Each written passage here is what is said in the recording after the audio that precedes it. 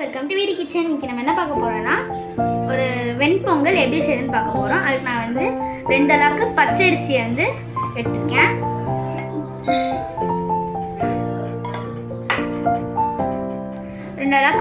பச்சை அரிசிக்கு 1/2 அளவுக்கு பாசி பருப்பு போட்டுக்கிறேன்.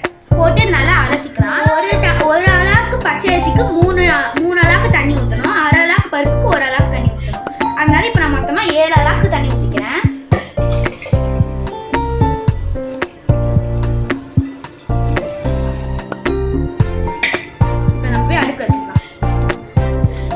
வச்சிருக்க அரிசி பருப்புல முழுகிற அளவுக்கு தண்ணி பிடிச்சி 7 அளவுக்கு தண்ணி பிடிச்சி 1/4 டீஸ்பூன் ஜீரகம் 1/4 டீஸ்பூன் மிளகு போட்டுக்கலாம்.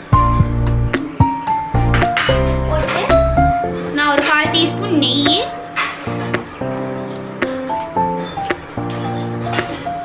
1/4 டீஸ்பூன் நெய்யும் கொஞ்சம் எண்ணெயும் ஊற்றிக்கிறேன். ஊற்றிட்டு 1 டீஸ்பூன் மஞ்சள்தூள் போட்டு கலந்து மூடி வச்சிருக்கேன். 1 டேபிள் ஸ்பூன் கல்லுப்பு போட்டுக்கிறேன். போட்டோம் நல்லா கலந்துக்கலாம். இது நல்லா கொதிச்சோடனே மூடிக்கலாம்.